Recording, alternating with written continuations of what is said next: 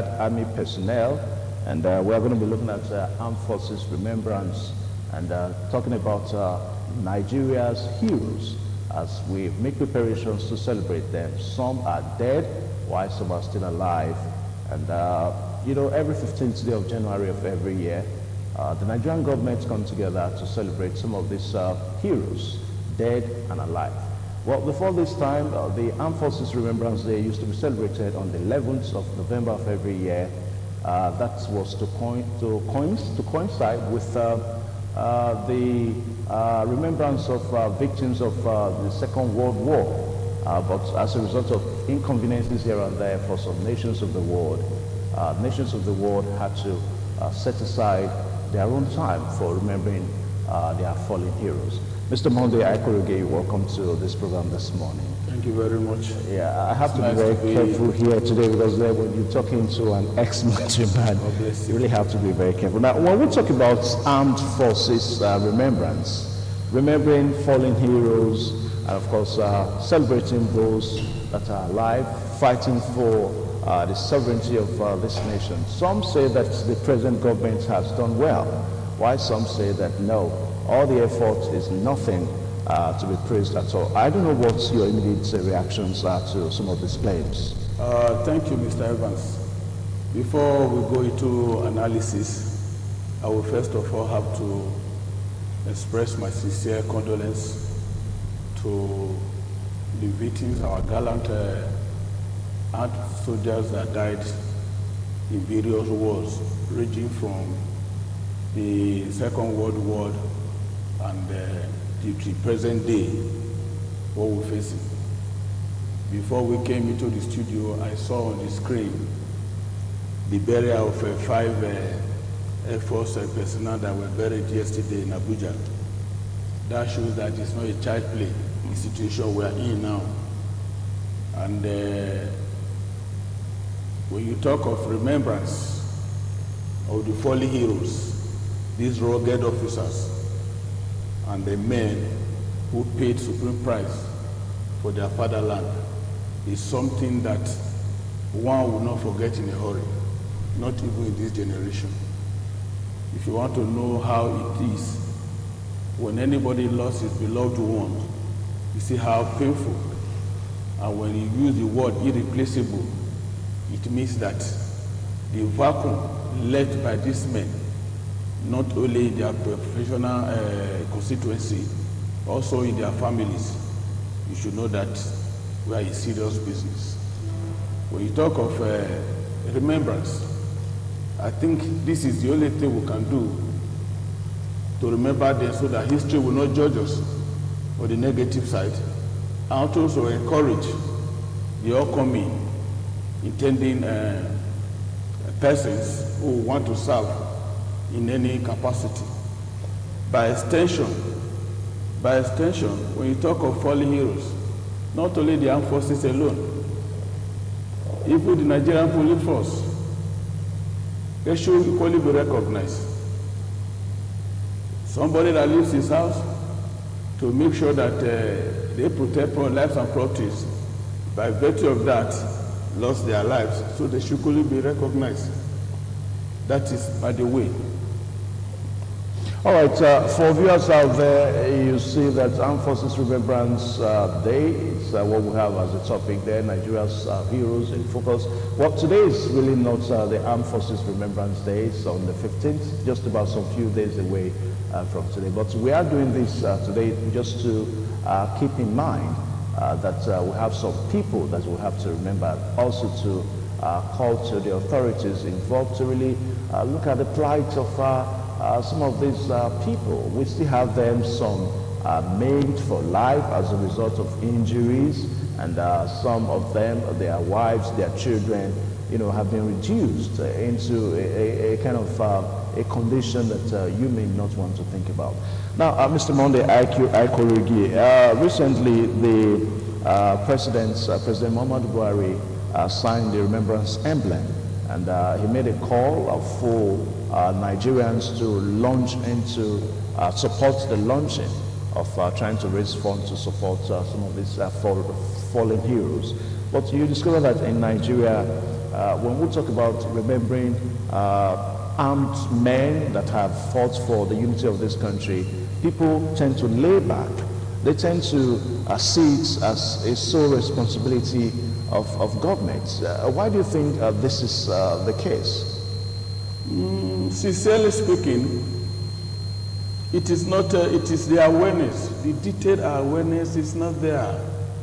It is the fault of the government. When a situation arises, somebody or group of people who decided to join any of the forces that combine, that metamorphose into armed forces, you will discover that it is a voluntary something, not totally voluntary, to protect not only the territorial territory, life and properties. And the government have not tried in any form as far as I'm concerned.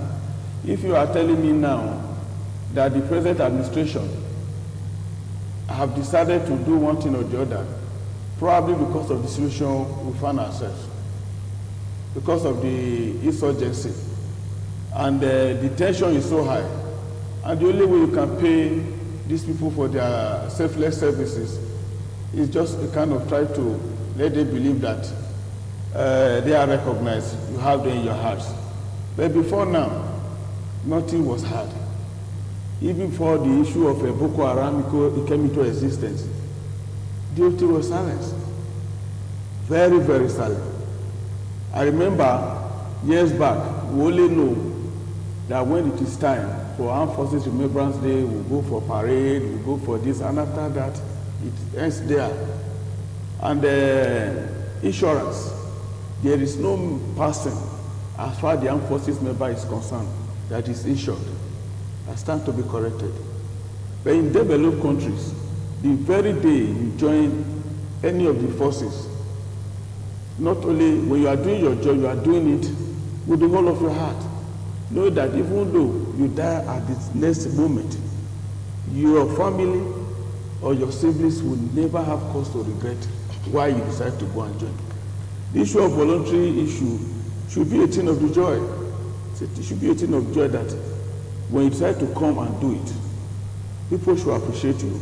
People should recognize your contribution. Because as far as today's issue is concerned, the government have not tried. Well, when you say the government has not tried, what would you say about some of the efforts, that the government... No, I want to ask you, has anybody been insured till the present day? Insurance about life is very important. Not only you insure your property, you see a lot of people ask, they travel outside Nigeria, they see what is obtainable there. You see what's obtainable there. Is it the responsibility of the government to insure you as an army personnel, or your own responsibility as an army personnel to insure your own life? They are supposed to do it. First and foremost, I take something home as a package. If you are going to make deduction for what I take home, you spell it out. We are going to be giving you this at the end of the month. This one is supposed to go for this. This one is supposed to go for this. At the end of the day, I know what is left for me to take home. You have to think for me. You understand what I'm saying? You have to think for me. There was a time we have this PENCOM. Then we start to back out. Why? Because we discovered that there were so many abnormalities. Ask if the present armed forces, if we are into PENCOM, which is supposed to help you at the end of your retirement. You understand what I'm saying? For now, it does not exist. Why did they stop it? Something happened along the line. It would have been a thing of joy for you to contribute towards your pension fund, that at the end of the day, when you are going home, you have something to take home. You'll be happy. If your job is at stake, first and foremost, there's no insurance. What you take home is just so minimal. Soldiers are being encouraged today now in the Northeast because they know what they are facing. It's horrible. You are talking of welfare package, welfare package. Are you not going to give me money to take home, to eat, maybe buy a flashy car? Is that what we are talking about? No. There was a time we were going for foreign operations, Liberia, Sudan, what have you. Because you know definitely when you come back, you are going to have something to take home for the next 6 months. And if you don't have a wife, what you are left in, what your salary will be going to your account untouched.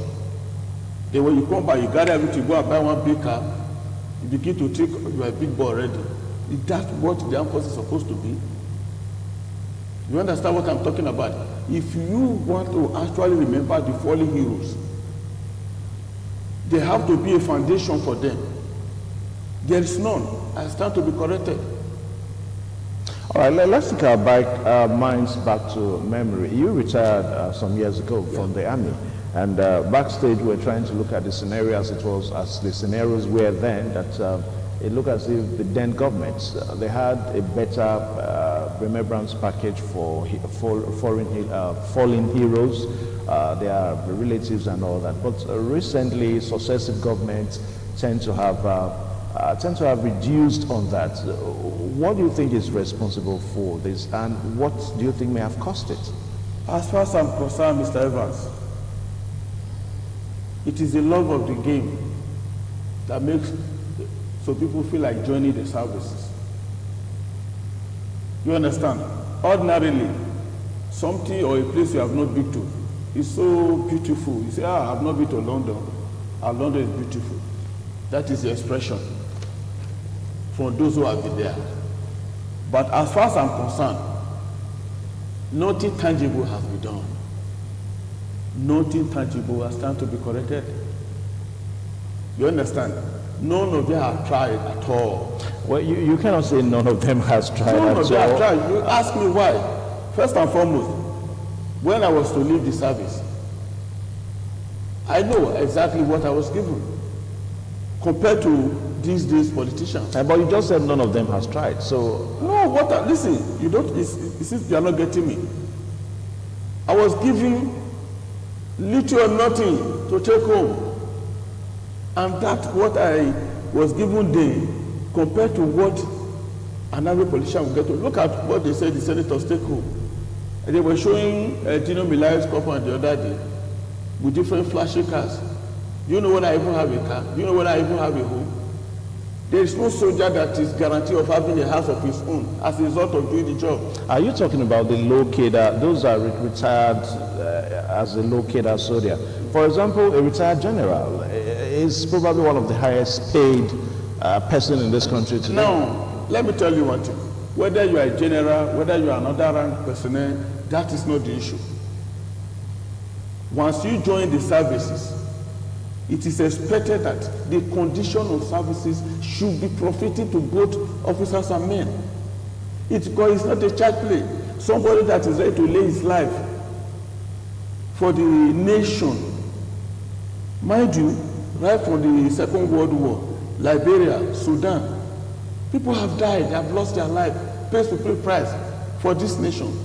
It is expected that when this person is going home, or even the family left behind, are supposed to be taken care of. Their children are supposed to be given free scholarship to go to the highest level. Ask me if today, most of these foreign heroes we are celebrating today, if they know the condition of their family, if the government knows the condition of their family, they've been written off entirely. They don't even ask. There is no scholarship. There is no encouragement. Look at their widows. You discover that by the time they just, like this Air Force officer that died, they pay them their whatever the entitlement they are due for. And that is the end. And I know Air Force, they are nice people. I have to, applaud them. They will follow up. I don't know of Navy, but the one I served under, the Army, that is the end. Nobody cares for you again. Like we're talking about victims of injuries of different kinds. Believe you me, as soon as you leave, the only thing you will benefit, you'll be enjoying is just your pension. Nobody is asking you that from that pension, you are going to spend from it to take off yourself. But to an extent, some say that that's a big score. a big kudos on the part of the government. I mean, for the fact that your pensions are coming regularly. It is not, I'm not supposed to applaud them for any reason, my brother. I worked for it, day and night. I must tell you, these soldiers that are in southeast, northeast. In northeast, yeah. Those ones you see every day, ambush here and there. I will stick my life. Well, you know what they mean when you say ambush? Sudden attack, unexpected attack. Then you lost your life. Somebody is telling you the peanut you are given, you should be, clapping for them. No, it's your entitlement. What do they take home themselves? How much is the price, the salary of a councillor? Not to talk of a local government chairman, not to talk of a House of Assembly, rep, then a Senate. You ask, if you are telling me the persons or people, group of people that is supposed to be highly paid, the armed forces, they are supposed to be taken care of. Overseas, when you see, personnel, you see them bubbly, happy, because they know. That is why you see an average American soldier. Even he sees the bullet flying left and right, he doesn't care, because for two reasons. The interest of the nation at heart, and knowing fully well that the country will never forsake him and his family for the rest of this generation. Our own is not like that.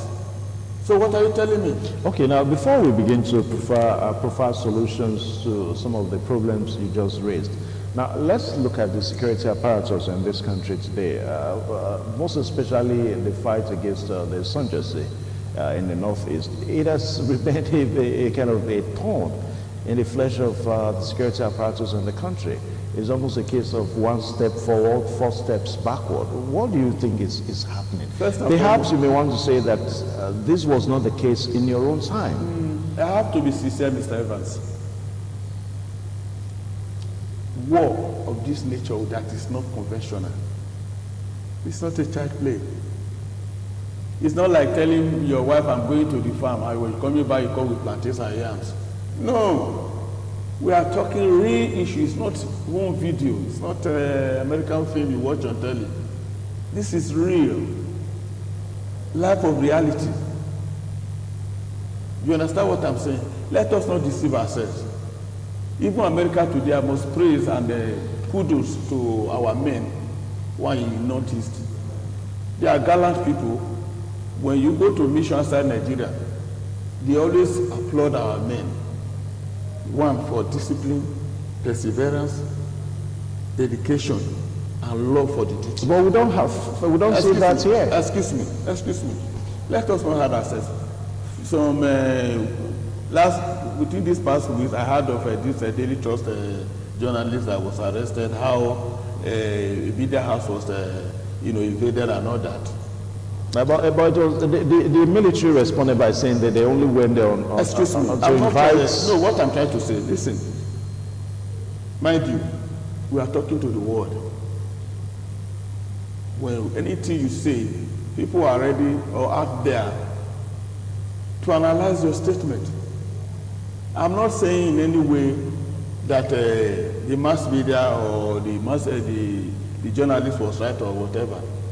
They say the condition at which that issue or action were carried out was that the body information or the pending attack or plans. I agree. Is it not because of the situation we find ourselves?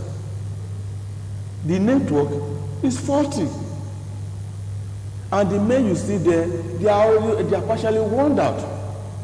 Let's not deceive ourselves. From my personal opinion, I will advise the federal government to look outward. We should not be ashamed. If you see somebody is bigger than you, don't hesitate to tell the other man, say, please, help me carry his leg. Yeah, when you say the men are worn out, but the recruitment that has been carried out most recently is most commendable. Excuse me. What I'm saying, or what I'm trying to say next is that every day we lost men. Either one attack here or one attack the other place, and you look at the terrain, the distance between one location to another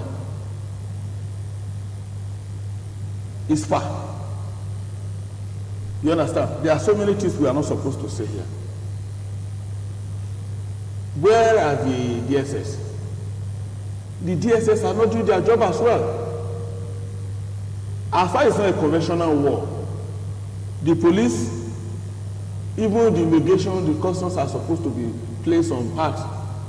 When I talk of the DSS, what is their responsibility? Sourcing of information. But today, the job of DSS in Nigeria is to make arrests for the really government of the day.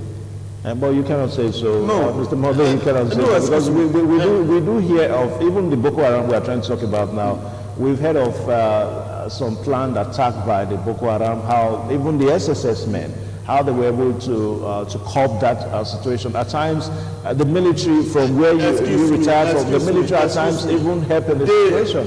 Years back, informations, you will hear, this is pending attack or here and there. Please, let's rise up to this occasion. There's a central base where informations are supposed to be collated, whether it is real or not. But you must make do with the information, pass across, to be proactive. You understand what I'm saying? But today, they've gone to sleep. So as far as the DSS is concerned, so that is part of the problem we're having. Secondly, we should look more of technical approach to this war than manpower. If you keep on sending soldiers and you are not getting the needed result, why don't you go back to the drawing board? So what are some of the technical approaches now? Good. We should go out, get devices, materials that can source information. We have not tried that direction. We are talking of going to buy warplane the other day. If you buy warplane, then you send the aircraft to go and to go for a mission. Is that the only thing you actually did?